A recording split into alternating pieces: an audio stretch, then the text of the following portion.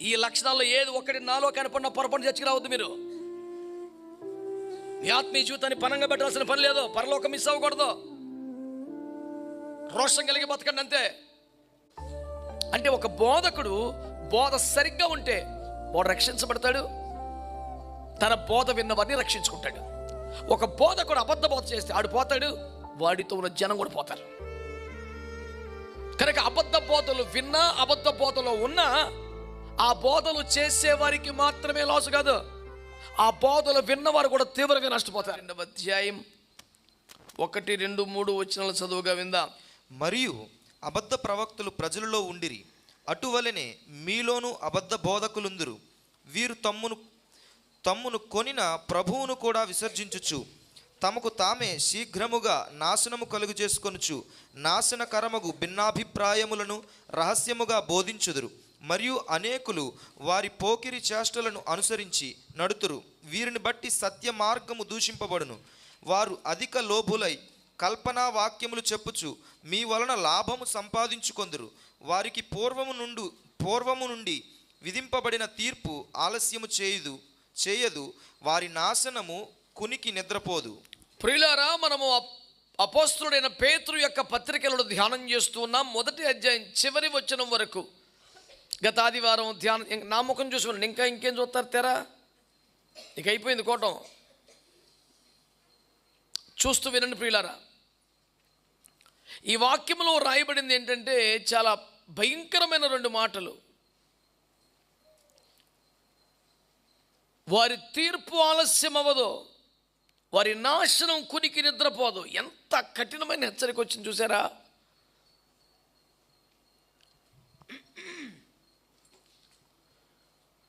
వారి తీర్పు ఆలస్యం అవ్వదు, శీఘ్రముగా వారి మీదకి దేవుని తీర్పు రాబోతుందట.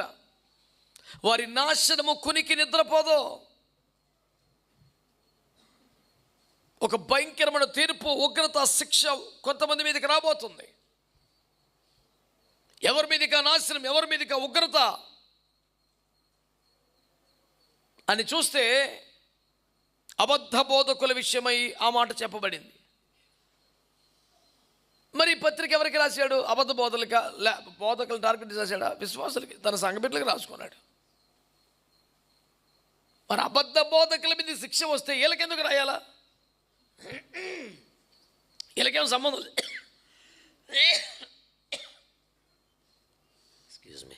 వీళ్ళకేం సంబంధం లేదు కదా. ఆడెవడు అబద్ధ బోధలు చేస్తే ఆడు చస్తాడు, వీళ్ళకెందుకని చెప్పడం? వీళ్ళకెందుకు చెప్పడం అంటే దేవుని వాక్యములో తేటకున్న మాట తిమోతికి రాస్తూ పౌలు గారు అన్నారు, ఎలాగూ చేసి నిన్నును నీ బోధ విన్నవాన్ని రక్షించుకుంటామని 1 తిమోతి 4వ అధ్యాయం చివరి వాక్యంలో చెప్పాడు. అంటే ఒక బోధకుడు బోధ సరిగ్గా ఉంటే వాడు రక్షించబడతాడు, తన బోధ విన్నవారిని రక్షించుకుంటాడు. ఒక బోధకుడు అబద్ధ బోధ చేస్తే ఆడు పోతాడు, వాడితో ఉన్న జనం కూడా పోతారు. కనుక అబద్ధ బోధలు విన్నా, అబద్ధ బోధలో ఉన్నా ఆ బోధలు చేసేవారికి మాత్రమే లాసు కాదు, ఆ బోధలు విన్నవారు కూడా తీవ్రంగా నష్టపోతారు. అందుకనే క్రైస్తవులు ఎవరైనా ఏ ప్రాంతంలో ఉన్నా, ఏ పేరు మీద ఉన్న సంఘములో ఉన్నా, సంఘం అంటేనే సత్యమునకు స్తంభంగా ఉండాలి.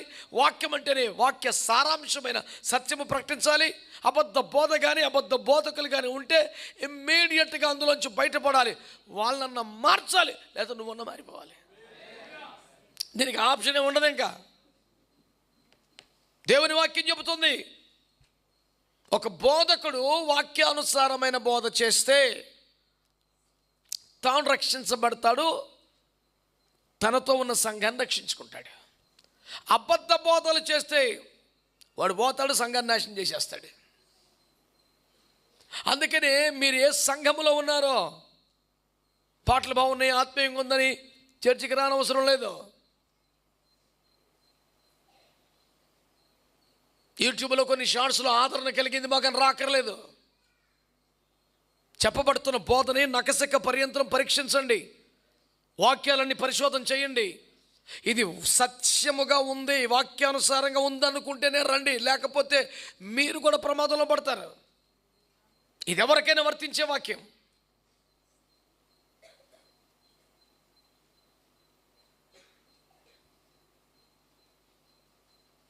ఎవరు మాట్లాడుతున్నాడు? వారి నాశనమును కునికి నిద్రపోదు, వారి తీర్పు ఆలస్యం అవ్వదు. అంటే ఒక వేగంగా శిక్ష రాబోతుంది వారి మీదకి. వారు జారుడు స్థలంలో ఉన్నారు. నిన్న బిడ్డల కార్యక్రమం చేయడానికి వెళ్ళినప్పుడు మూల రాయి వేస్తున్న క్రమంలో ఒక సహోదరుడు అక్కడ పరిచయం అయ్యారు. ఆయన వచ్చి పరిచయం చేసుకున్నాడు. మీకు పలానా పాస్టర్ గారు తెలుసు కదంటే, తెలుసు మాకు బాగా సన్నిహితులు, వారి బామ్మర్తిలో నేను అన్నాడు. వండర్ఫుల్. మీ చర్చికి వెళ్ళమని మా బావగారు పదే పదే చెప్తూనే ఉంటారు, కానీ రాలేకపోతున్నాను అన్న. అయ్యునా పోన్లే, ఏదైనా ఒక మంచి సంఘానికి వెళ్తే సంతోషమే, ఇక్కడికే రావాలనేవి లేదు అని అన్నాను. ఆ క్రమంలో ఇక్కడ దగ్గరలో ఒకటి ఉంటే వెళ్తున్నామన్నాను. ఏ సంఘం అని చెప్తే అది ఫక్తు నామకార్థ సంఘం, బాప్టిజం ఉండదు వాళ్ళ చర్చిలో, అసలు బ్యాప్టిజం ఉండదు. ఇక మావాడన్న ఇంకా నయం ఏదో ఒకటి పొందారు ఆ పేరు మీద అనే ఫీలింగ్ అని వచ్చేది. అసలు అది కూడా ఉండదు. జెండా కింద ప్రమాణం చేయడమే. అలాంటి చోటకు పోతున్నాడు. అయ్యో అదేంటండి అంటే దగ్గర ఎదిగానండి, ఎదురుకుండానే అదే. ఇది ఎక్కడ కూడా అండి అంటే ముందే లేచిపోవాలి, తయారైపోవాలి, దూరం ప్రయాణం చేయాలి. ఇదంతా పెద్ద తలకే నొప్పి, వేస్ట్ ప్రోగ్రామ్ అన్నమాట. గోదావరిలో తెలుస్తుంది, పొయ్యి కాడ ఆకుమడి ఉంటాం కానండి, ఆకుమడి సెట్ అవ్వదు, వంట సెట్. అంత అనుకూలంగా సెట్ చేసుకున్నాం. ఒక సమీపంలోనే ఓ బస్ స్టాండ్ ఉండాలి, ఒక సూపర్ మార్కెట్ ఉండాలి, రైతు బజార్ ఉండాలి, మధ్యలో కొంప ఉంటే సూపర్గా ఉంటుంది. ఈ క్యాలిక్యులేషనే ఎంతసేపు. మంచిని ఆశీర్వాదాన్ని పొందుకోవడానికి దూరం దగ్గర ఏంటండి, ఏం పిచ్చి పని. పిల్లల్ని ఉత్తమ పౌరులుగా తీర్చిదిద్దగలిగిన పాఠశాల దూరంగా ఉంటే వెళ్ళమా? మనం కష్టపడి కొనుక్కున్న కొంపలో ఉప్పు నీళ్ళు పడితే నీళ్ళు తాగుతాం మానేస్తామా? శారీరక భౌతిక ప్రాపంచిక అవసరాలలో ఎంత ప్రయాసన పడతాం. పిల్లలకి 95 మార్కులు పట్టుకొని చెత్తకొట్టేస్తున్నామన్న ఒక తల్లి. అదంటే 5 మార్కులు ఎందుకు పోయినాయి, నీకేం లోటు చేశాం మేము, నువ్వు నిర్లక్ష్యంగా ఉన్నావు, శ్రద్ధ వహిస్తే 5 కూడా వచ్చును కదా, చిత్తకొట్టేస్తుంది. నేను అన్నాను, అమ్మా నువ్వు బైబిల్ ఎన్నిసార్లు చదివి ఇప్పుడు కానీ ఒకసారి కూడా చాలు. మరి నిన్ను ఎవరు కొట్టాలి తల్లి? వాళ్ళకి ఇంత ఇంతలో పుస్తకాలు, సంవత్సరానికి 6 పుస్తకాలు 10 పుస్తకాలు చదివేస్తున్నారు, పాస్ అయిపోతున్నారు. నీకు ఒక పుస్తకం 50 సంవత్సరాలు వెళ్తలేదు పని.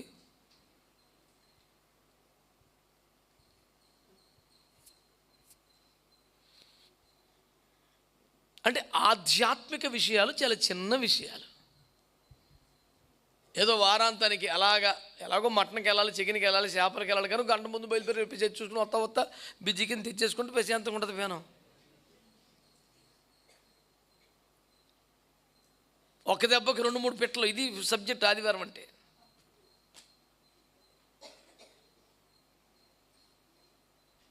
ప్రియులారా, సత్యమునకు సాక్షులంగా ఉండాలి, స్తంభాలుగా ఉండాలి మనం.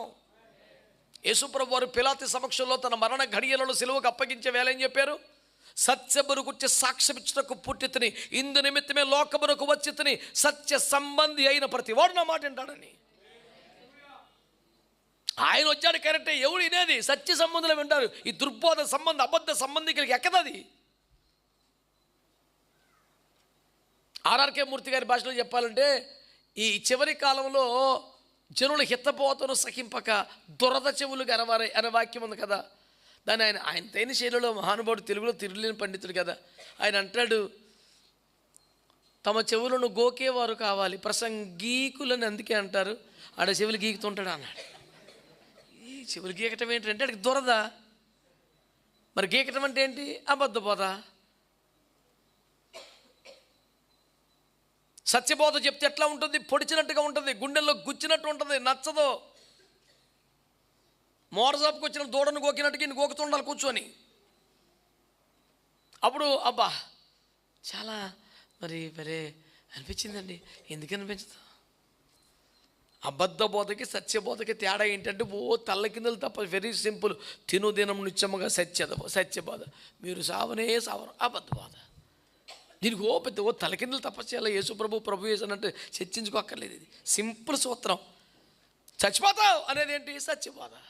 ఏమవుదా నీకు ఏమవుతా మరిగా ఏం కాదా, మీరు సావనే సావు అబద్ధ బాధ. ఇప్పుడు ఏది బాగుంది వినటానికి? అబద్ధ పదే అందంగా ఉంటుంది. చచ్చిపోతావు అన్న బోధ ఎవరికి నచ్చుద్దా? మీరు ఏమీ చావరు బిడ్డలారా అంటే ఎంత హాయిగా ఉంటుంది.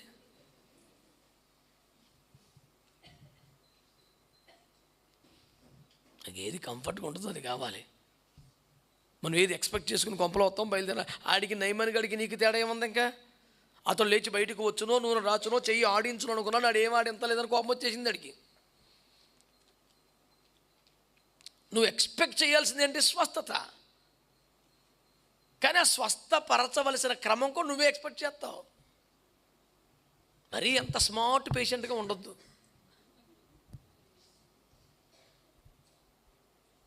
ఈ ట్యాబ్లెట్ రాయండి, ఈ ఇంజక్షన్ రాయండి, ఎన్ని డాక్టర్ చెప్పేదాన్ని వాడు చిరాకు వచ్చా ఉంటాడు. మరి నువ్వే రాసుకుని నా పేరు తెస్తాక ఎందుకు వచ్చావురా? అంచేత ప్రియులారా, అబద్ధ బోధలు చాలా ప్రమాదకరమైనవి. ఏమని స్టార్ట్ చేశారు చూడండి అక్కడ. మరియు అబద్ధ ప్రవక్తలు ప్రజలలో ఉండిరి, అది పాత నిబంధన కాలం. అటువలనే మీలోను అబద్ధ బోధకుంది. ఇప్పుడు ప్రశ్న, ఈ తరం, ఈ కాలం, ఈ వ్యవహారం అట్టేడిసింది. ఆ కాలంలో అబద్ధ ప్రవక్తలు ఎలాగున్నారో ఈ కాలంలో అబద్ధ బోధకులు ఎలా ఉన్నారు. వాళ్ళు ఎందుకు డేంజర్, ఎందుకు దుర్మార్గం అంటే దేవుని బిడ్డలారా, ఫస్ట్ క్వాలిటీ. వాళ్ళ మీద చెప్పాలంటే ఏం చెప్పాలి తెలుసా? వీరు తమ్మును కొనిన ప్రభువునే విసర్జించుచు. కొనిన అన్న పదం ఎందుకు వాడాడు? ఆడికి నేను నా సొత్తు కాదన్న సోయలేదు. ఆడికి నన్ను కొనుక్కున్నాడు, అమ్ముడైపోయిన ఆయన బానిసని, ఆయన సొత్తు, ఆయన ఏం చెప్తే చేయాలి. నాకు ఓన్ వాయిస్ ఉండకూడదు, నాకు సెల్ఫ్ ఫిల్ అవుట్ ఉండకూడదు. నేను బానిసని, కొనబడ్డాను, అమ్మివేయబడ్డ సరుకుని నా దగ్గర ఎక్కువ తక్కువ ఉండకూడదన్న సోయలేరు ఉన్నాడు. అబద్ధ బోధకులు ఎందుకు డేంజరస్ ఫెలోసో తెలుసా? ఓరు మామో ఇంత డేంజరస్ ఉందా అని ఎందుకు అనుకోవాలి తెలుసా? వాళ్ళు ప్రభువునే విసర్జించారు. నువ్వు పెద్ద లెక్కేంటి అబ్బాయి? రక్తం పెట్టుకొనుక్కున్న ప్రభునే పక్కన పెట్టారు వాళ్ళు. వాడిన పదం ఏంటి? ప్రభువుని విసర్జించచ్చు. అసలు ఆ పదం సెట్ అయిద్దా? పాడొచ్చా? వినగలమా? భరించగలమా మాట? ఏమన్నాడు? తమను కొనిన ప్రభువునే విసర్జించచ్చు. రక్తం ఇచ్చి ప్రాణం ఇచ్చి కొన్నటువంటి ప్రభువునే, అలవాయి బాబును పక్కనుండు, మాకు ఇది లాభం వచ్చే రూట్, ఇది మాకు కలిసి వచ్చేది, మాకు జనం ధనం వచ్చే, ఎవరి వీధిని పద్యానికి అడ్డుపడతావేంటి, క్రమం ఉపదేశం, అలవాయి బాబు నువ్వు అని ఎవరిని పక్కన పెట్టేయగలరాలు? చెప్పు. ఓ వాళ్ళకి శాతపడి చేసి కొత్తగా ప్రాక్టీస్ చేయడం చూస్తాను ఎందుకు నన్ను? ఆ మొక్క మర్చిపోయి ఆగానా? మీరు చెప్పాలి. ఉత్తర ప్రత్యుత్తరం ఉండాలి కదా, అలా చూస్తే ఉపకారం ఏముంది? కొంతమంది ఆరాధనలో కూడా బెల్లం కూడా రాయలగలా. మరి ఎందుకు వస్తున్నట్టు? ఇక్కడేం ప్రదర్శన ఏమి ఉండదు. పాట పాడితే పాడాలి, ఆరాధన చేస్తే చేయాలి, ప్రార్థన చేస్తే ఏకీపించాలి, వాక్యం చెప్తే స్పందించాలి. సూసీల పూటకి ఏమి లేదు. భక్తులందరూ ఒక స్తోత్రం చెప్తారా? అబద్ధ ప్రవక్తల గురించి చాలా జాగ్రత్తగా ఉండాలి సార్ మనం. ఆడి పాపాన్ని ఆడిపోవడం మనలంటూ పోతాడు. సింపుల్ సూత్రం, తాగేసిన డ్రైవర్ బండి ఎక్కకూడదు, ఆడొక్కడే సావడం. ఆ బండిలో ఇవ్వడం తాగుపోతాడు ఎక్కితే ఆ దరిద్రం ఎలా ఉంటుందో, కానీ డ్రైవరే తాగితే ఎంత డేంజర్ అండి అడితో మనకి. అబద్ధ ప్రవక్తలు ప్రజల్లో ఉండి అటువలనే మీలోనూ అబద్ధ బోధకులు ఉంటారు. వాళ్ళ విషయం మీరు ఎందుకు జాగ్రత్తగా ఉండాలి? కొన్ని గుర్తులు ఇచ్చాడు మనకి పట్టుకోవడానికి. ఏంటయ్యి?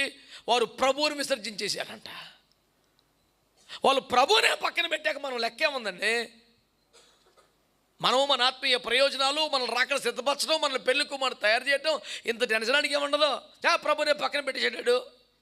వాడికి స్వప్రయోజనం ముఖ్యం, వ్యక్తిగతమే ముఖ్యం. అంత కమిషన్ ఏజెంట్ లాగా నాకెంత, ఇది తప్ప ఇంకో పాయింట్ లేదు వాడి దగ్గర.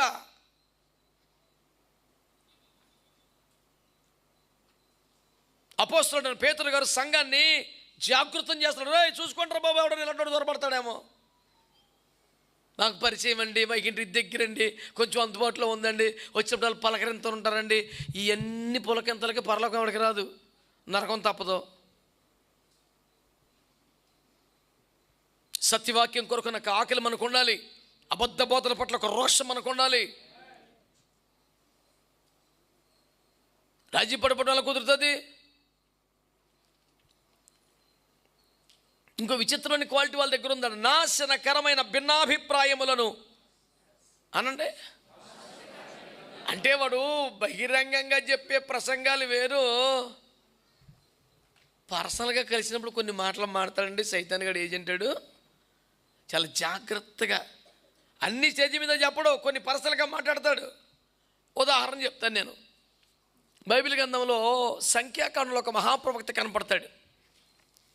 ఆ బాబు ఇంట్రడక్షన్ ఏంటి తెలుసా?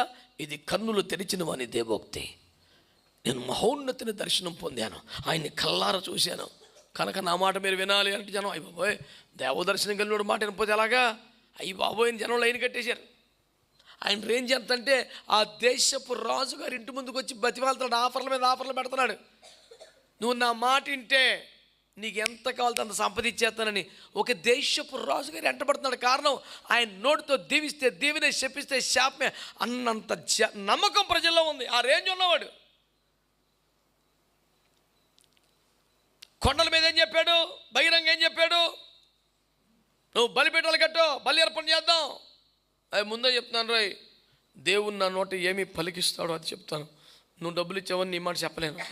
అయ్యి బాబాయ్ ఎంత గొప్ప దైవజనుడు! ఆహా, ఇతడు కదా దైవజనుడు అంటే. అని అన్నాడు, నువ్వు నా దగ్గర డబ్బులు తీసుకుని నా డబ్బులతో బలిపీఠాలు కట్టించి నాకు ఫేవర్ చేయవేంటి? నేను ముందే చెప్పాను నీకు, నీ మాట డబ్బులు ఇచ్చినంత మాత్రం నీ మాట మాట్లాడినావు, దేవుడు ఏం చెప్పండి అదే అంటే అయ్యి బాబు బాబోయ్ సత్య ప్రవక్త నువ్వు కొలకల్లో ఆడిపోతున్నారు జనం.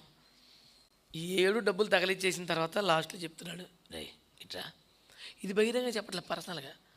దేవుడికి కోపం వచ్చి దేవుడు చెప్పించాలి తప్ప మనం ఏం చేయలేం. మరి దేవుడికి కోపం అవుతుంది, నేను చెప్తానుగా ఇట్రా, జనాలకి విగ్రహాలకు అర్పించింది పర్లేదు తిను అని చెప్దాం. విగ్రహం అనేసరికి దేవుడికి బీపీ వచ్చేస్తుంటుంది, కోపం వచ్చేస్తుంది. ఆయన చెప్పించేస్తాడు, మనకెందుకు చేతులకి మట్టి అంటకుండా ప్రశాంతంగా కూలిగా అల్లి నాశనైపోతారన్నాడు. ఈ రహస్యమైన భిన్నాభిప్రాయములను రహస్యంగా బోధిస్తున్నాడంట. పబ్లిక్గా ప్రసంగంలో మాత్రం నేను నిమిత్త మాత్రుని, నేను దేవుని సేవకుని, ఆయన ఏం పలికిస్తే పలుకుతాను, నువ్వు డబ్బులు ఇచ్చినంత మాత్రాన, రోజువైనంత మాత్రాన ఓ దేవుని మాటకి వ్యతిరేకంగా నేను చెప్పలేను అంటే అయ్యి బాబోయ్ రాజుగారితో ఎంత పవర్ఫుల్గా మాట్లాడుతున్నాడు అనిపిస్తుంది. అసలు కూటం ఏంటి? నువ్వు ఇలా చెయ్యి అలా అయిపోతారు. On the stage, of the stage 2 వయసులు ఉన్నవాడు ఎవడంటే అబద్ధ బోధకుడు. తెర ముందు తెర వెనక రేంజ్ ఉన్నవాడు ఎవడంటే అబద్ధ బోధకుడు. పర్సనల్గా మాట్లాడిన, వేదిక మీద మాట్లాడిన, సంఘంలో మాట్లాడిన, ఎక్కడ మాట్లాడినా ఒకే సత్యమును స్థాపించు రోషంగల్లోడు దైవజనుడు అవుతాడు. వేదికని బట్టి, మూమెంట్ని బట్టి, జనాన్ని బట్టి, కవర్ని బట్టి, మూమెంట్ని బట్టి రేయ్ వాడి తీర్పు ఆలస్యం అవ్వదు, వాడి నాశనము కొనికి నిద్రించదని దేవుని వాక్యం హెచ్చరిక చేస్తుంది. ఈ మాట సంఘానికి ఎందుకు చెప్తున్నాడు? ఇటు బోధల్లో పడే ప్రమాదం ఉంది సంఘమా, జాగ్రత్త. 100కి 1000% యాక్సిడెంట్ అయిపోయే కారణం ప్రకటించక ఎక్కేటి ఏంటి అసలు? ఇది ఎంత వెరైటీ ఇది? చూద్దాం, ఆ మూమెంట్ వస్తే దూకేస్తాను. అబ్బా నువ్వు ఆల్రెడీ దూకేసావు కదా మరణంలోకి, ఇంకేటి? అదేదో సరదా కథలో చెప్పినట్టు నరకం ఎడ్జ్లో పడతావా, సెంటర్లో పడతావా, కళాయిలు అయిపోతాడా, పక్కన ఉంచుతాడా? ఈ రేంజ్ సెలెక్ట్ చేసుకోవడానికి మిగిలి ఉంది నీకు ఇంకా.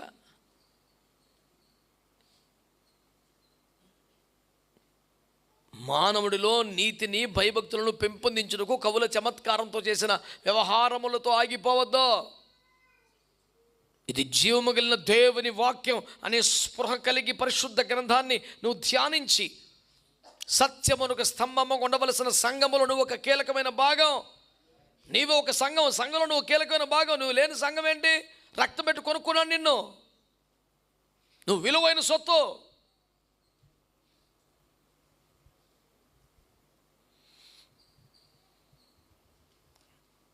దేవదూతల పతనంలో దేవుడు ప్రాణం పెట్టల, మనిషి పతనం అయినప్పుడు ఆయన ప్రాణం పెట్టాడు. నీకు ఎంత వాల్యూ ఇచ్చాడు దేవుడు? నీ కొరకు ఒక రాజ్యం, నీ కొరకు ఒక సింహాసనం, నీ కొరకు ఒక గృహం ఎన్ని ఏర్పాటు చేశాడు. అందుచేత సంగమా, దేవుని ప్రజలారా, అబద్ధ బోధకుల శైలి విధానాన్ని పట్టించుకోండి. ఓ పాస్టర్ గారు ఒక విశ్వాస బిడ్డ వచ్చి, అయ్యా అబ్బాయి పెళ్లి చేయాలి, మంచి రోజు ఉంటే చూడండి అని అడిగింది.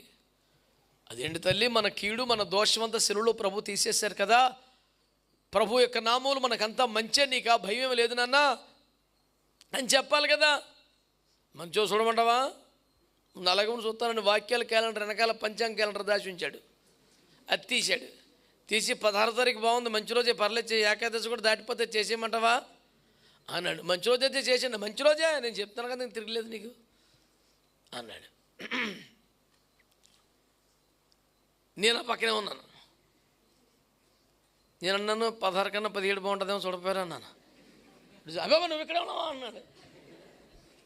పో నేను లేను, ప్రభు లేడా? కడుపులో భయం లేదు నీకు. వాక్యం ఏముంది? ఒకడు ఈరోజు మంచిది అంటున్నాడు, ఒకడు ఆ రోజు మంచిది అంటున్నాడు. కాదు, ఏదైనా మంచిదే. మన కీడు, మన దోషం సిలువలో తీసివేయబడిందని వాక్యం చెప్పలేదా? మన అమావాస్య సిలువలో తీరిపోయిందని కొలసి 2లో చెప్పలేదా? మన చంద్రుడికి పూర్ణచంద్రుడే, క్షీణచంద్రుడు కాదు, తగ్గడక. ఇంకే వంక ఉండదు, నెల వంక ఉండదు, తిన్నమే. ఇంకా ఆ రాత్రి బాగా చీకటి కమ్మెత్తిన అమావాస్య అంటే పట్టపగలే చీకటి అయిపోయింది. అది ఇంకెంత పెద్ద అమావాస్య అది. పట్టపగల 3ంటికి చీకటి అయిపోయి ఇంకా పూర్తిగా తెల్లవారికెత్తే ప్రపంచానికి రక్షణ వెలుగులు ఉదయింపజేస్తే మరి ఇంకెక్కడ దగ్గర అమావాస్య? మనకు అడ్డమేమి లేదన్నా, మొత్తం క్లీన్ అయిపోయిందని యేసుప్రభు చెప్తుంటే నువ్వే ఏదో ఒకటి తెచ్చి పెట్టుకుంటున్నావు, ఏదో ఒక పెద్ద బేతాల రూపం పెట్టుకుంటున్నావు, గుమ్మడికాయ కట్టుకుంటున్నావు, నీ తిప్పలు నువ్వు పడుతున్నావు. లాస్ట్లోనేమో అవన్నీ పైన చూసుకుంటూ పెద్ద బొమ్మ, దాని కింద గుమ్మడికాయ, అలా చూసుకుంటూ కింద క్రీస్తు ఈ గృహమునకు అధిపతి చిన్న బిల్ల. ఎందుకురా బాబు అసలు అవన్నీ తీయలేకపోతున్నావు కదా, ఇది ఒక్కటి తీసారని దండం పెడతాను.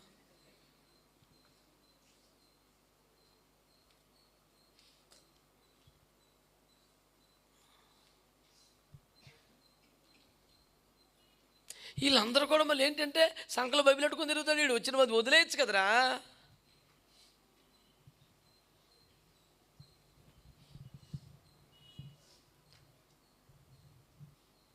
కనుక భక్తులందరికీ నా మనవి ఏంటంటే, అబద్ధ బోధకులు రహస్యంగా భిన్నాభిప్రాయాలు బోధిస్తుంటారు. గృహాలు దర్శించినప్పుడు, మన వాళ్ళ దగ్గరికి వెళ్ళినప్పుడు, కలిసినప్పుడు ఇలా చేయొచ్చండి, పర్లేదండి అని కొన్ని చెప్తుంటారు. వద్దు, దాన్ని బట్టే మీరు ఐడెంటిఫై చేయాలి, ఇతను అబద్ధ బోధకుడు, జాగ్రత్త పడిపోవాలి.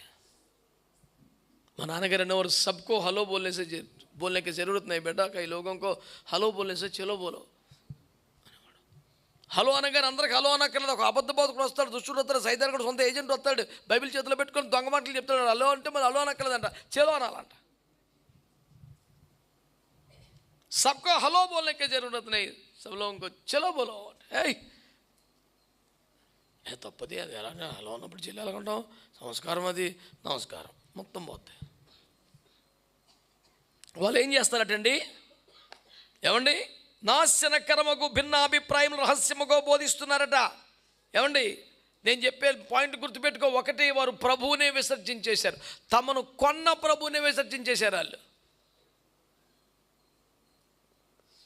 మా పాస్టర్ అమ్మ అప్పుడప్పుడు అంటూ ఉంటుంది, మనం ఇలా పెంచాం, మనం ఇలా పెద్ద చేసాం, మనం ఇంత కష్టపడ్డాం, మనం ఇంత ప్రేమించాం, మనం ఇంత బాగా చూసాం, అవి బాబోయ్ ఇలా చేశారు ఏంటంటే, యేసుప్రభు కొన్నాడే బాబు, వాళ్ళని వదిలేశారు, యేసుప్రభుని వదిలేశారు వాళ్ళు.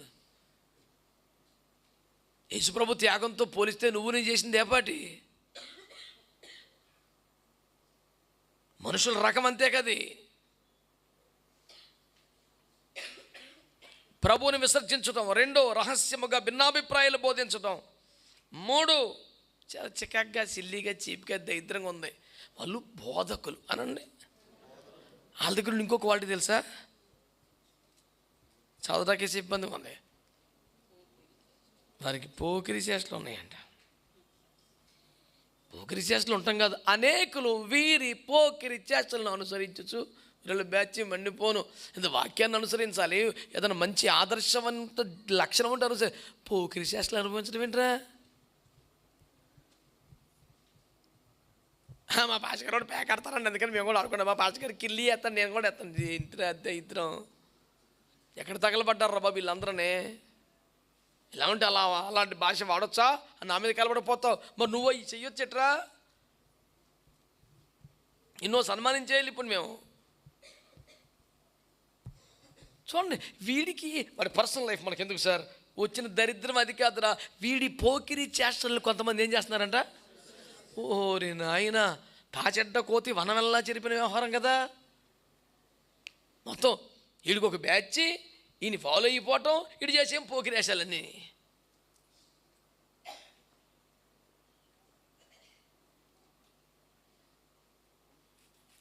చెప్పడానికి సిగ్గుగా ఉంది కానీ చెప్పేది వదిలిపోతుంది, నాకు భారం దిగిపోతుంది నాకు కూడా. ఒక పాస్టర్ గారు ఫోన్లో దరిద్రమంతా చూసేస్తున్నాడంట. చెత్త నాన్న పెంట చూసేస్తున్నాడు. ఈడి పరిచారకుడే, ఈడి కాళ్ళు నొక్కుతాం, ఈడి చేస్తాం, ఈ బ్యాచ్ ఉంటుంది కదండి. ఆడు కూడా వెనకాల ఉన్నాడు, ఎప్పుడో ఆడున్నాడని ఈడు చూసేస్తున్నాడు. చూడండి, బాగా అయింది అనిపించింది నాకు, కానీ మరి బాధగా ఉన్నా తప్పదు. ఆడు వెనకాల నుంచుని వీడియో తీసాడు. ఈడు చూసే వీడియోల్ని వెనకాల నుంచి ఆడి వీడియో తీసేసి చర్చి గ్రూపులో పెట్టేసాడు, వేసి రక్తం వేయించి. ఎంత అవమానం, ఎంత ఘోరం, ప్రభు నామానికి ఎంత దుఃఖం కలిగింది. అయితే ఇందులో ఒకే ఒక సంతోషం కలిగించే పాయింట్ ఏంటంటే, ఈడు గొర్రె అనుకున్నది గొర్రె చర్మమే, లోపల తోడేలు అని ఆ గొర్రెకి అర్థమైంది. చాలు, వేసి రక్తం వేయించి. కొంచెం సూపర్ లాజిక్ కొడతాడు, అలా మాడతారు బైబిల్లో ఏదో వాక్యం పట్టుకొని గొర్రె చర్మం తోడేలకి ఎందుకు వస్తుంది అని మన అలా మాడతావు, కానీ దానికి ఎలాగొస్తుంది? బుర్ర లేకుండా మాడతావు, ఏదో ఒక వాక్యం తెచ్చుకొని తోడేలు చర్మం వేరు, గొర్రె చర్మం వేరు, దీనికి ఎలాగొస్తుంది? ఓ ఆవేశపడిపోతాడు, ఒరే ఎలాగొస్తుందని వెళ్తే నిన్నలాంటి తినేసి ఆ చర్మం మీద వేసుకుంది. నిజానికి తోడేలు అంత లాభం ఉండదు, ఆ లాభం అంతా కూడా ఇప్పటికి 3 తోళ్ళు ఎక్కినాయి, 4వది నువ్వు వెళ్ళిపో అయ్యబాయ్ అన్నాడు. ఎలాగొస్తుందంటే తోడేలు చర్మం గొర్రె చర్మంగా మారలేదురా, పైన వేసింది సొక్క. చలి ప్రాంతాల్లో కోటు మీద కోటు వేసుకుంటారు కదా, ఆ రకం వీడు. ఆడికి వేడి పుట్టేదాకా ఎత్తనాడు. చాలా సీరియస్గా తీసుకోండి సంగమా. ఏది పడితే అది మనం వినడానికి లేదు, ఏది పడితే అది మనం పాటించడానికి లేదు. ఈ దరిద్రం అంతా ఎంటర్టైన్ చేయకూడదు మనం.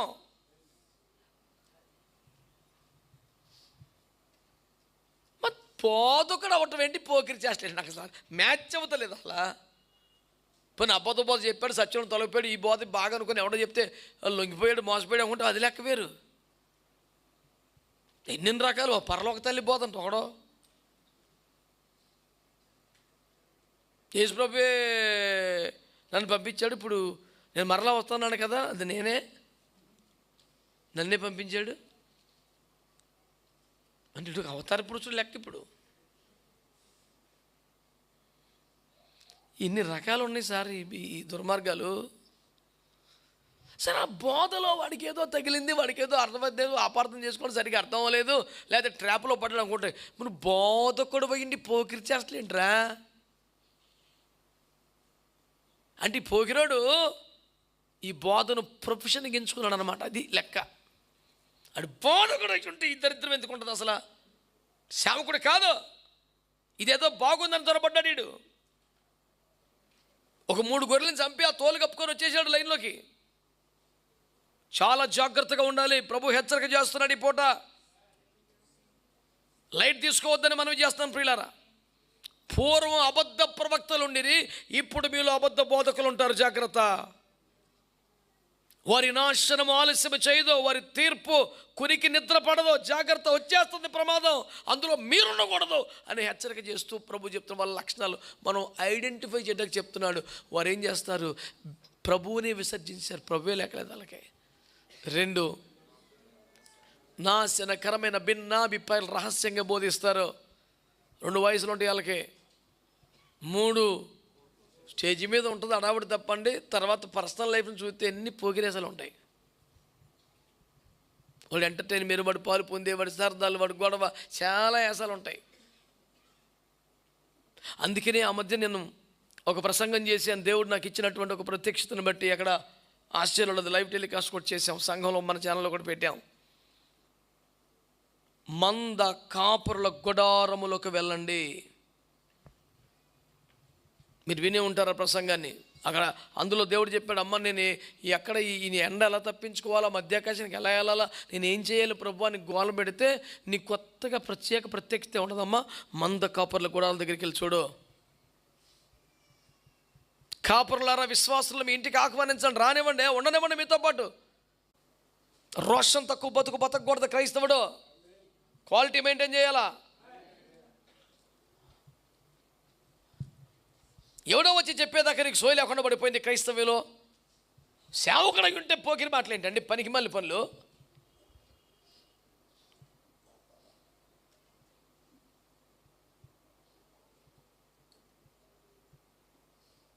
దేవుని వాక్యాన్ని బట్టి మనం ఆలోచన చేస్తే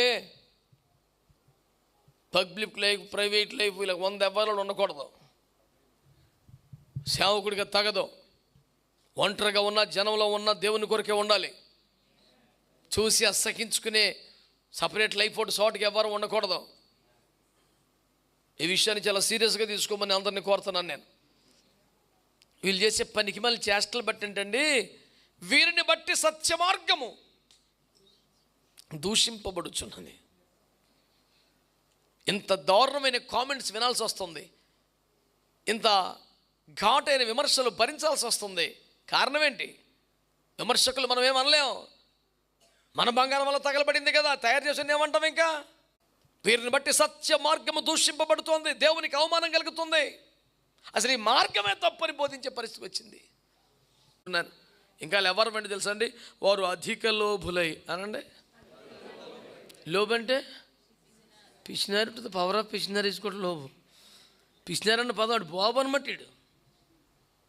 ఇంక లోబు అంటే పరాకాష్ట. వాడు ఏ రకం అంటే పాత్రలో చెయ్యి ముంచుతాడు కానీ అసలు ఆడు చక్కగా ప్లేట్లో అన్నం వేసుకొని కూర వేసుకొని కలిపాక ఇక్కడ కొత్తగా బతక వేసేద్ది అంటాడు. ఇప్పుడు ఎవడు తింటాడని పడేస్తాడు. అమ్మమ్మమ్మ అసలు టూ మచ్చేది. మనం అలాగే అలా చేస్తాడు, అంత మచ్చాడు. ఏం చేస్తాం? దరిద్రం ఉంది భూమి మీద. అధిక లోబులంట. ఎంగిల్ చేత్తో కాకిన తోలడు అంటారు చూసారా, పిల్లికి బిచ్చం పెట్టడం అంటారు చూసారా, ఆ రకం. కానీ సేవకున్న వాడికి బైబిల్ ఏం చెప్తుంది? సేవకుడు అతిథి ప్రియుడై ఉండాలి, సేవకుడు ఆతిథ్యం పొందాలి అని ఒక్కటే రాశాడు బైబిల్లో. సేవకుడు అతిథి అంటే ఆతిథ్యం చేసేవాడై ఉండాలి. దేవుని వాక్యం చెప్తుంది బైబిల్లో, అపోస్తలులతో మీరే వారికి భోజనం పెట్టండి, మీరే వారికి ఆహారం పెట్టండి.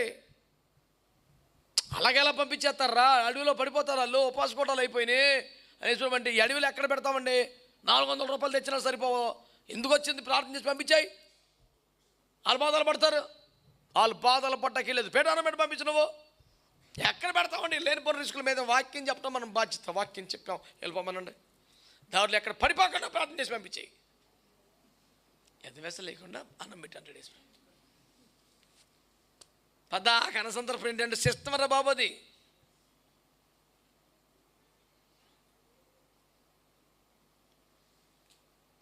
ఆతిథ్యం ఇవ్వడం, ఆహారం ఇవ్వడం, ప్రేమ విందు పెట్టడం జనాకర్షణ పథకంగా ఉంటేది నాశనం, దరిద్రం, తప్పు. ఆపాలి.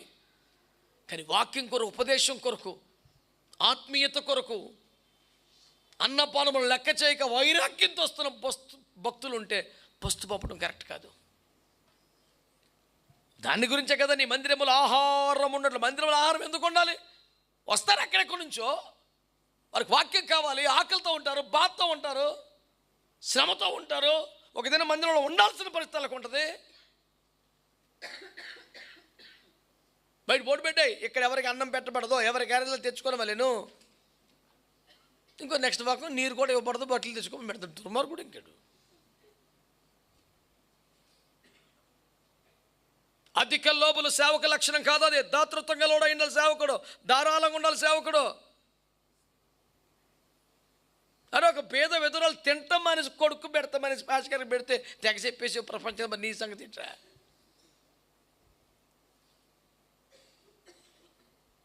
విశ్వాసికే అది గొప్ప లక్షణం అయితే, విశ్వాసి కంటే సేవకుడు అనే వాడికి చెప్పేవాడికి 2 మార్కులు ఎక్కువ రావాలి కదా. మరి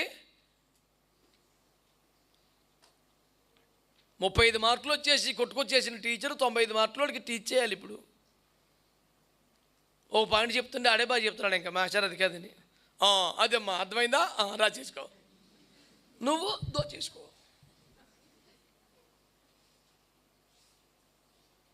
ఈ లక్షణాల్లో ఏది ఒక్కటి నాలో కనపడిన పొరపాటు చర్చకి రావద్దు మీరు. నీ ఆత్మీయ జీవితాన్ని పనంగా పెట్టాల్సిన పని లేదు. పరలోకం మిస్ అవ్వకూడదు. రోషం కలిగి బతకండి అంతే. ఎవరిని మెప్పించడానికి బతకాల్సిన కర్మేం లేదు మీకు. మిమ్మల్ని కొన్నది మేం కాదు, యేసు తన రక్తం పెట్టుకొని కొన్నాడు. మేము కాపరులుగా వాక్యము ద్వారా ప్రార్థన ద్వారా పోషిస్తున్నాం, ప్రార్థన ద్వారా కాపాడుకున్నాం అంతవరకే. యజమాని ఆయన, ఓనర్ ఆయన, కొన్నవాడు ఆయన, కన్నవాడు ఆయన. క్వాలిటీ తక్కువ బతికేం బతకక్కర్లా, దేనికోసం రాజీ పడిపోకర్లా.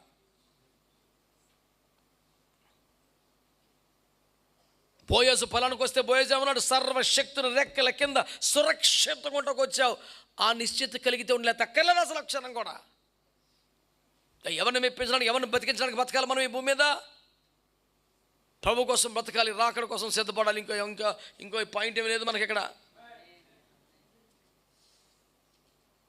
ఈ ఆలోచన తరింది కామేనంటే ఏం భయపడక్కర్లేదు.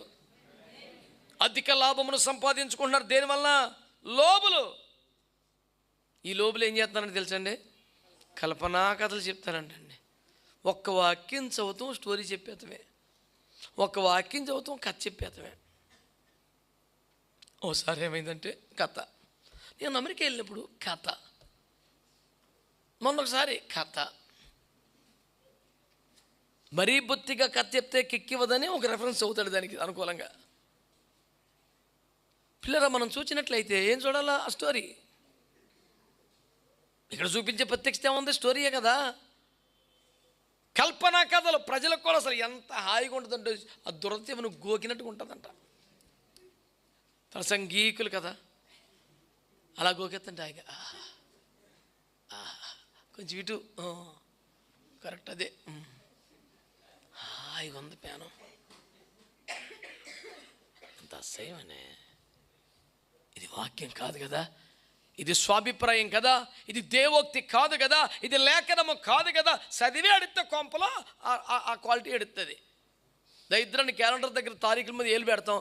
నీవు చేయిందో సఫల దగ్గర ఐ రిసీవ్ రోడ్డెక్కేయటం. క్రమంగా పరిశుద్ధ గ్రంథాన్ని ధ్యానించొద్దా, చదవద్దా? చదివి ఎడితే తప్పుడు పోతే చెప్తే అది వాక్యం అలా లేదు. నువ్వు గుర్తుపడతావు, నిలదీస్తావు, వదిలించుకుంటావు. ఎక్కువ ఫీల్ అవ్వక్కర్లా. ఎందుకని?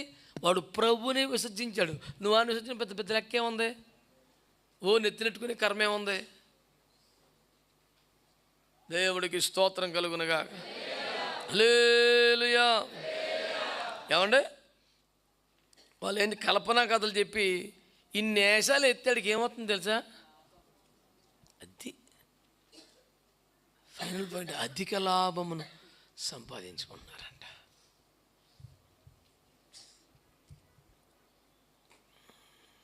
చెప్పండి, మన వలన ఒక అబద్ధ బోధ భర్తకి పట్టకట్టడం, ఒక అబద్ధ బోధకుడు హాయిగా బతికేయడం. ఎందుక దేవుడు రక్షించుకున్నది మనల్ని? దేవుని రాజ్యం విస్తరించబడాలి కదా, నశించి ఆత్మలు రక్షించబడాలి కదా, సంఘం ప్రభు రాకడ సిద్ధపడాలి కదా, కలిసి కడవరి ఉజ్జీవాన్ని సాధించాలి కదా. ఇందుకు కదా మనం ఉన్నది సంఘంలో. కల్పనా కథలు చెప్పి లోపులుగా బతికి ఆతిథ్యం ఇవ్వని ఎవడికి పచ్చి మంచీలు పోయినాయి.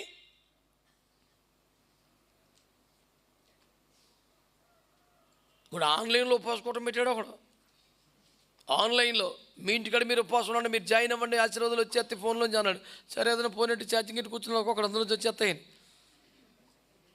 అందులోంచి ఏమొచ్చింది తెలుసా? క్యూఆర్ కోడ్ వచ్చింది. ఒరే, పునీతను మహాసభలు పెట్టావు, కొన్ని లక్షల రూపాయలు పెట్టుబడి పెట్టావు, మీద లైటింగ్కి, స్టేజీలకి, టెంట్లకి, భోజనాలకి ఎంత ఖర్చు అయింది. ఎవరైనా దేవుని పనిలో సహకరిని అడిగితే కొద్దో గొప్ప పోనీలే అనుకుంటాకి నువ్వు పెట్టింది ఉపవాసుకోవటం కదరా, అది కూడా ఆన్లైన్లో కదరా, దానికి కూడా ₹10 ఖర్చు అవ్వదు కదా నీకు. మరి క్యూఆర్ కోడ్ ఎందుకు పెట్టావురా? నువ్వు అధిక లోబివి, నీ టార్గెట్ లాభం సంపాదించడమే. అందుకది ఎవరు పడతాను నేను గొర్రెలు అనేది ఇప్పుడు పేనం తీసేస్తాకి.